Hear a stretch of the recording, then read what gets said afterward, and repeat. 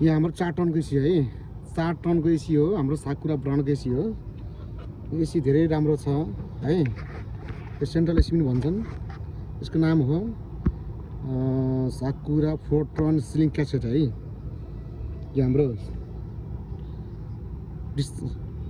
Discharge भयो, यो हाम्रो सेक्सन है, सेक्सन लाइन।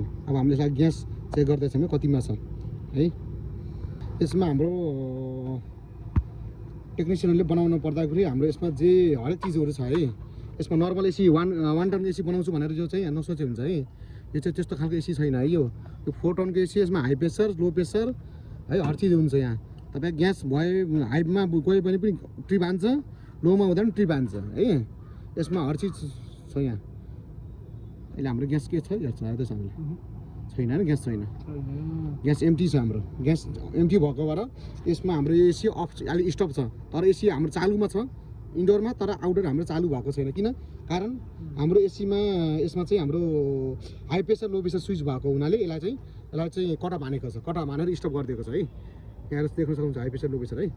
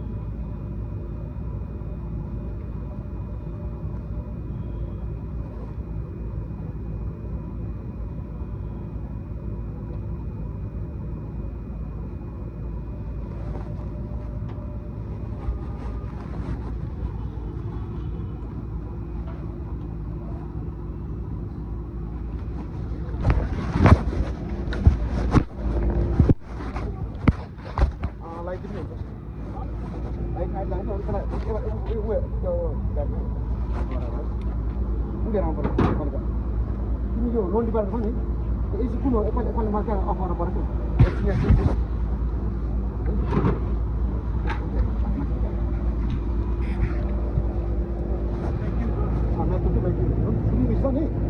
हेरेर आउँछ नि